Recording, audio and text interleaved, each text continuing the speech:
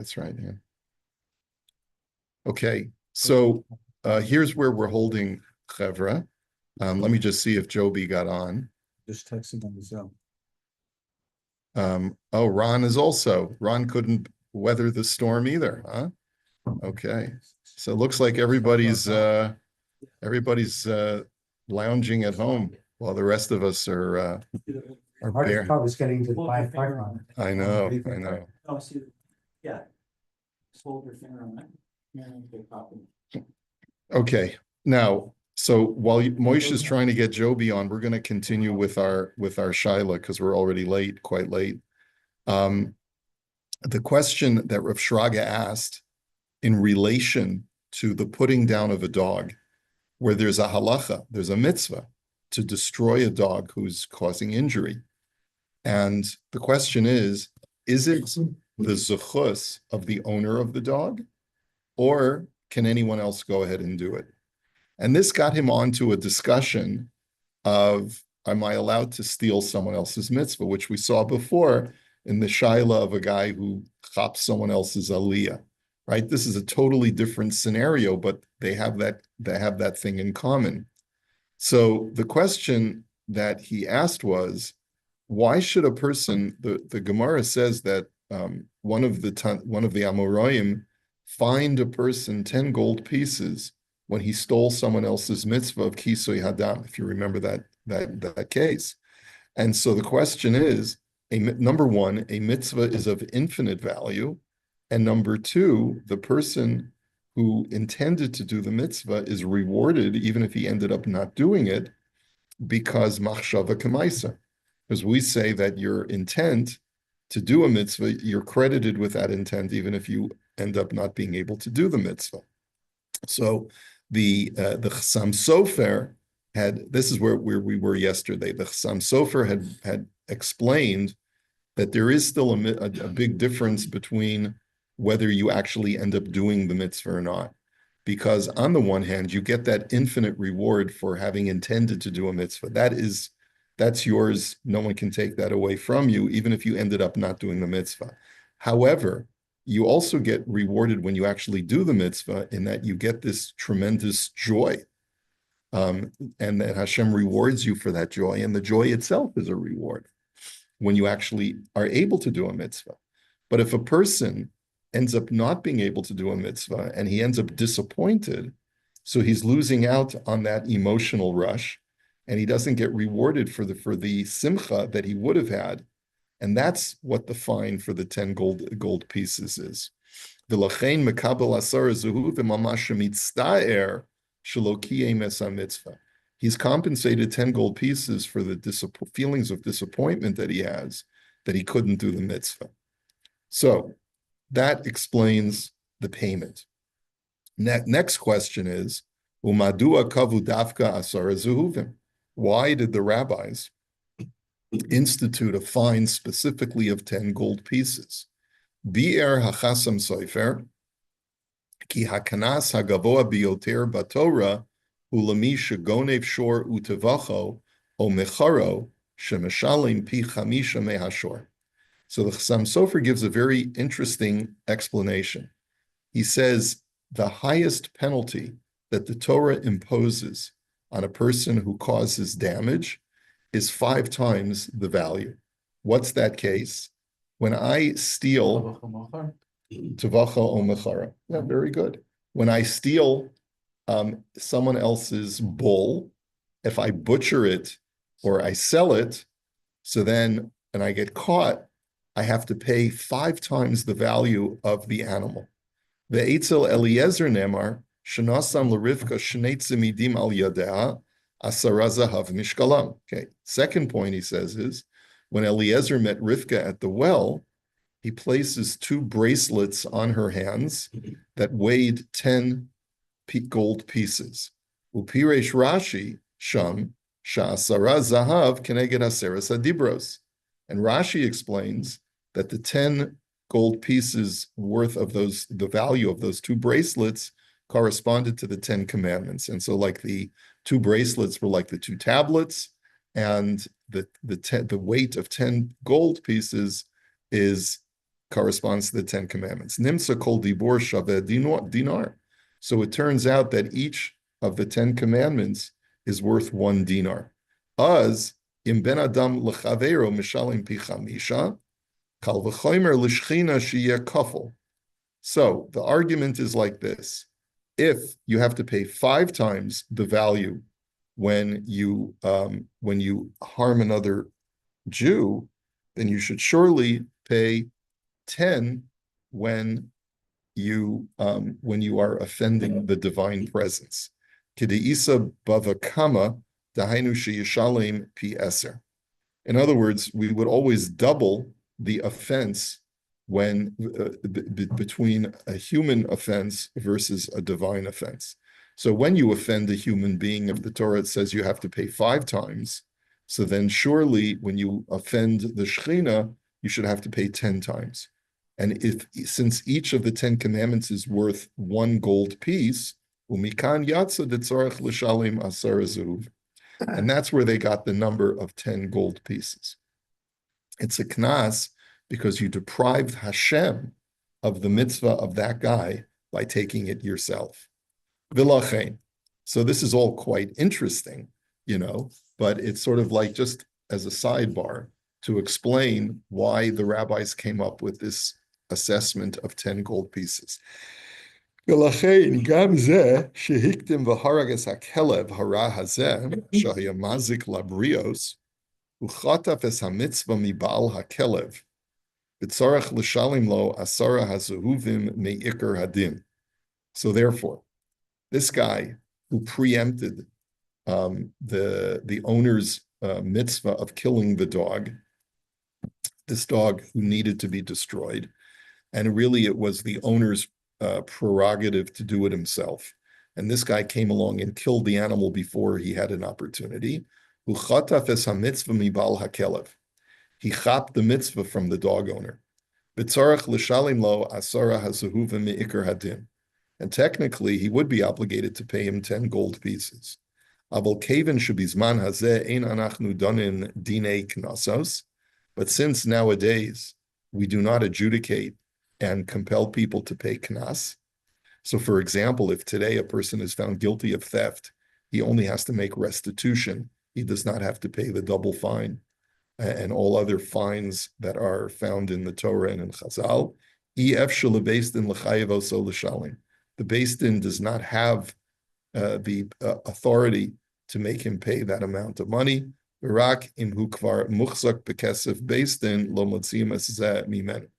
And it's only if the dog owner had chapped his money, the Beis Din would not require him to surrender it. But the Beis Din does not have the authority, bisman hazeh, to coerce the guy who did this offense to make him pay. So, right, so the footnote correctly states that we refer you to previous tshuvas where Rav Sharaga had discussed this extensively about grabbing a mitzvah from somebody. Okay.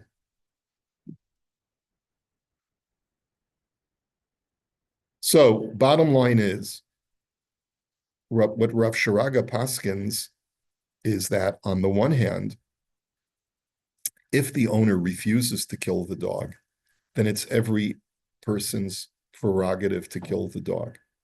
But if the owner says, I'm going to kill the dog, and I'm just taking him now to the vet, and I want to do this, it's my mitzvah to do, because I feel bad, that, what was that movie? Old Yeller. Remember that? The dog. The dog, the real tearjerker, Old Yeller, where, why did they have to put the dog down? Was it injured or something? Okay. Or my dog Skip. That one I don't remember. Cried. His cried. Okay.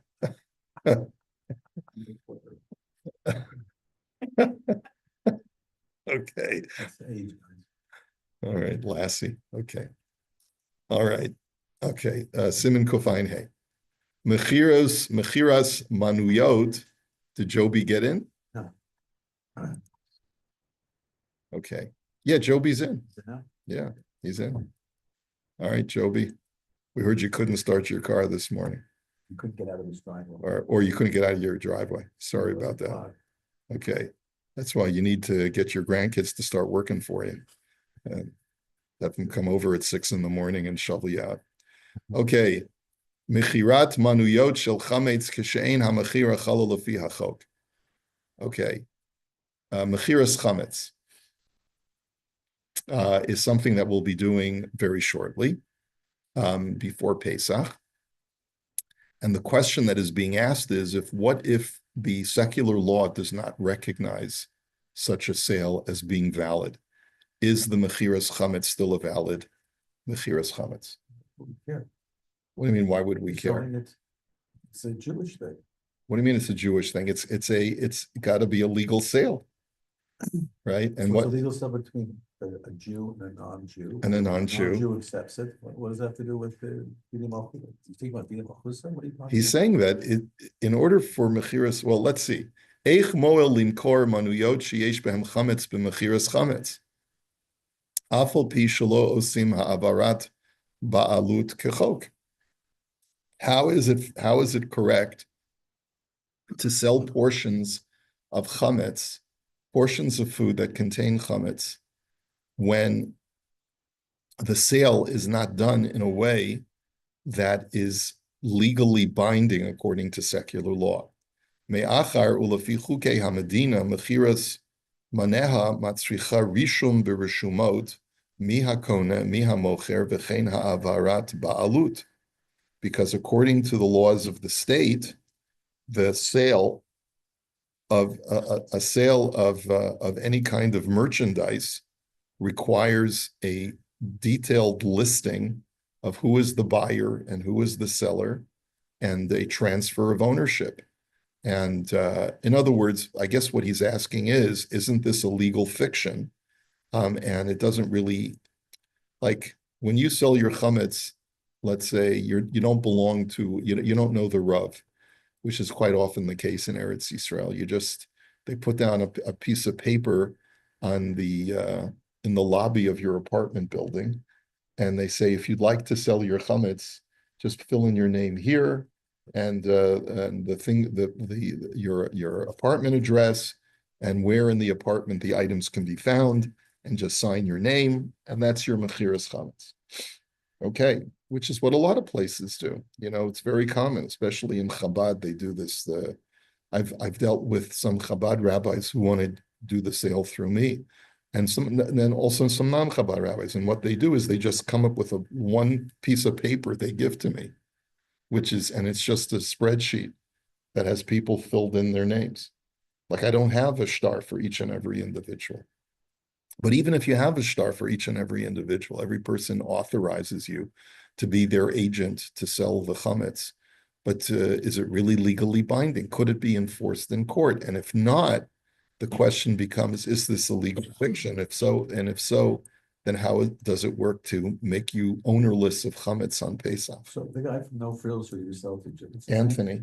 If he says, Rabbi, I'm not selling it back to you, that's the question. Is it legally obligated not to sell it back to you? Well, there have been cases like that, especially in Israel, where the Arab didn't want to sell it back. And things happened. They figured out how to do it. They gave him more money, whatever it was. But that's not really the question. The question is, how does it work? Even if the goy is willing to sell it back, is it really a legal sale? And does that really alleviate you of the liability of owning chametz on Pesach? So let's just see what he says. Parshat haminag b'Yisrael, shemi shenishar lo chametz lifnei haPesach mocher oto lagoy, kimavur b'tosefta b'Pesachim.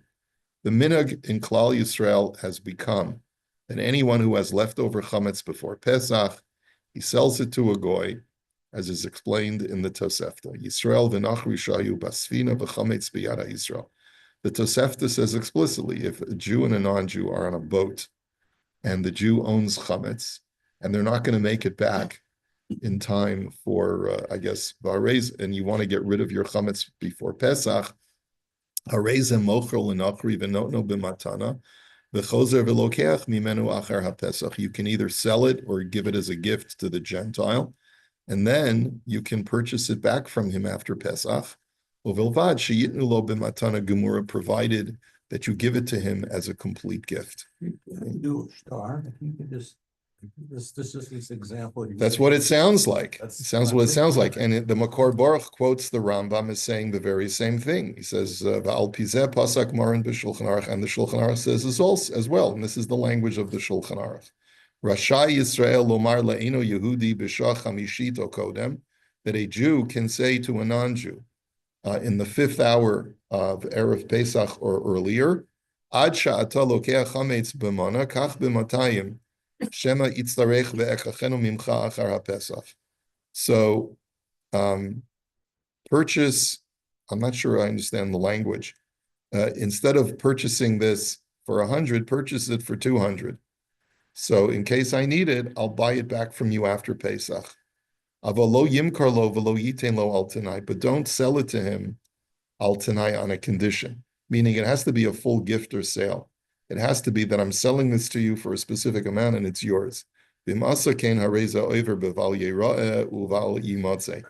if you sell it to him on a condition that you have a right to buy it back automatically, or that it's only a temporary sale, that doesn't work. And if you do it incorrectly, you'll be over on the Isser of possessing chametz on Pesach. Now, let's just see where he's going with this. ואף על פי שמדברי התוספתא משמע שזה רק בשעת הדחק, כגון שהוא נמצא באונייה בערב פסח ויש לו חמץ, even though the implication of this Tosefta is that it seems that the Tosefta is saying when you're in a tight spot, because you're on a boat and you're with your chametz, and there's no other way to get around it, so then you can sell it to a non-Jew. Mikol makom b'meshach hashanim, nonetheless, over the course of centuries, this minhag has taken root, that we always use this mechanism to rid ourselves of chametz, contrary to the implication, which is you should only resort to this when you absolutely have to. One year in Shabbos HaGadol, I gave a shir that it's not a mitzvah. There's no mitzvah of mechiras chametz. It's a accommodation to people who don't want to get rid of all their chametz because they may stand to incur a financial loss. So we allow you to sell it. But it's not like a lot of people have this misconception. I got to sell my chametz. You don't got to sell your chametz. You know what you could do? You could get rid of all your chametz. You could give it to Amelia Bedelia, your housekeeper, or whoever you want to give it to. And you can avoid the whole accommodation to begin with, because it was only meant to accommodate people when they have difficulty parting with their possessions. They must used to empty their boots. That's a big thing. I was infuriated. I said, "What are you doing?" That's a big thing. They didn't want any compensation. So, especially today, I mean, you have a very valuable liquor connection. Yeah. Right. That's. I mean, whatever the value is, whether it's $100 worth of shots or $5,000. Well, if all you have is $100 worth of chametz, my suggestion would be get rid of it. There's no reason to have to hold on to some frozen challahs in the refrigerator. Those you should get rid of before chametz. And many poskim say that for mechiras chametz, you should only sell ta'aruvas chametz, foods that have some chametz mixed in. But if it's chametz, like a glob of chametz, like a loaf of bread, right? You shouldn't really rely on mechiras chametz. So you should really try to get rid of, if you have a half a box of cereal, if you have a couple of challahs in the freezer, those you should really get rid of before. You've never heard that before? You don't think that way. We don't think that way. We think you just got to sell it, whatever you have, whether it's a 2 bilkalif or you have, Yeah, we don't but think it's, we don't think that way in fairness.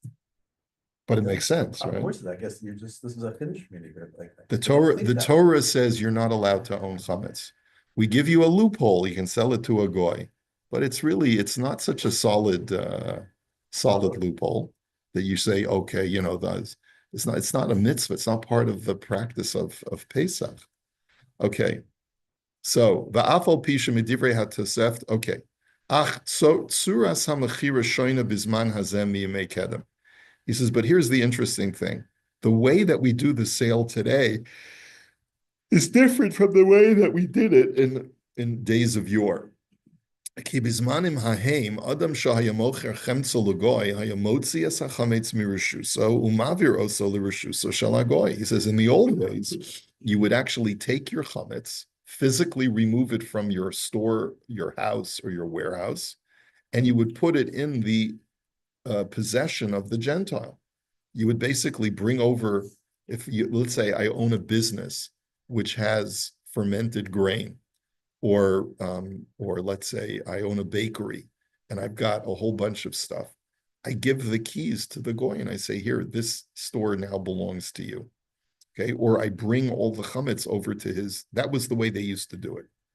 Uv'tekufa meucheret yoter hayad torach gadol lahavir et kol hachametz l'rshut hagoy. But in later years, people got lazy and they said, oh, this is too much of a bother to schlep out all the chametz from my possession and transfer it over to the goy's warehouse. And